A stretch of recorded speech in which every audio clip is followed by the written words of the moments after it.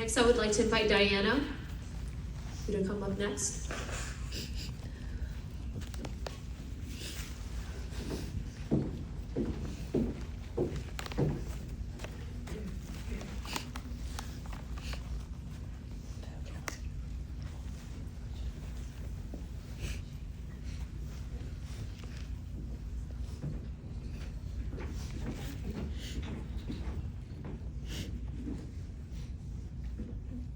Hi everybody. I'm only going to speak English. I'm sorry, I don't speak Hmong. And I'm not good at giving speeches, so I have to read from my phone. My name is Diana. My mom is Ga, and my dad is Zongka. And my sister Esther is here.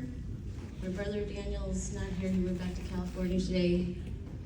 Joyce is not here, and I think my brother Luke is here. I'm not really sure, but if you're here, can you stand up? Everybody else stand up?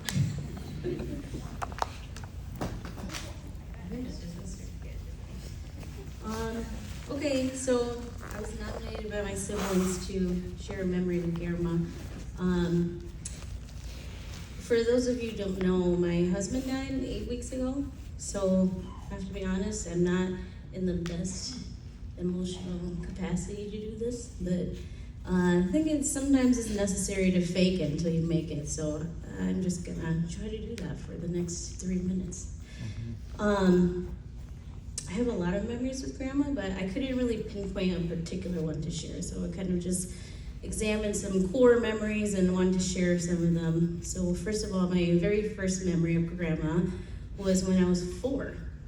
We were in Oshkosh. She came to visit us, and we went trick-or-treating. And we went down the wealthiest, busiest street in Oshkosh, and she was wearing a floral flowing skirt and another completely different like floral pattern shirt. And she was walking like this. And I just remember looking up at her and thinking like, man, she's so old. And why is she walking like that? And I guess she always looked the same to me in all these years. I know that she's physically obviously got older, but she just always looked the same to me. Then I also, of course, I remember all the crafts she put together, like the lizards, snakes, the frog, Beanie Babies, all the times that she would encourage me by petting my head in a downward stroke really hard. And she did that one last time 5 weeks ago when I told her that my husband died. So that was nice.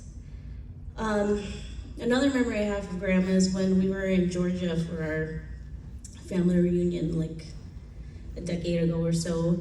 She had a really big garden in her backyard, and she would go harvesting super early in the morning before everyone woke up.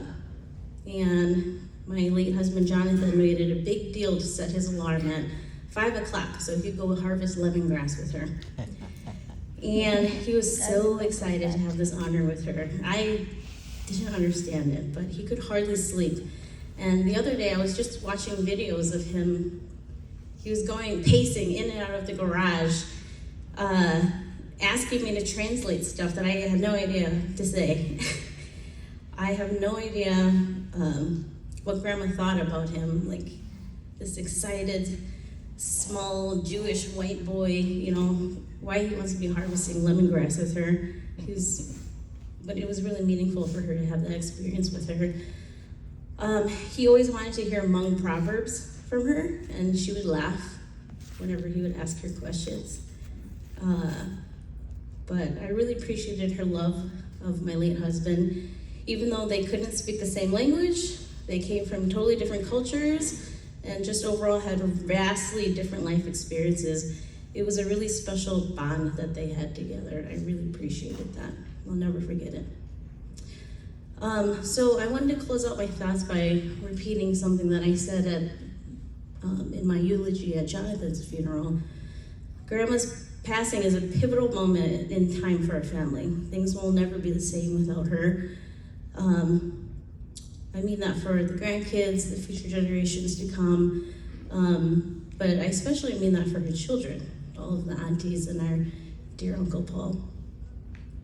I think it's really important for each of us to consider how we show up for each other as a family.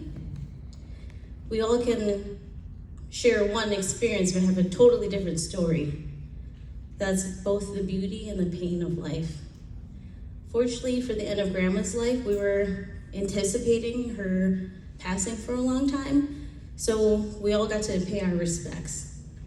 Unfortunately for Jonathan, it was very sudden and extremely tragic how he left this world, but I want to extend some pretty private insight, which is that in his story, I'm not saying it's right or wrong, but he felt that he was not heard, and it led to present day circumstances.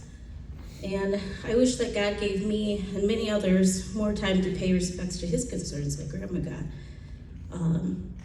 So I ask again to please pause, take time to reevaluate, be kind, have grace, watch your words, love, forgive, be patient, have compassion that we each experience living differently, and that's okay.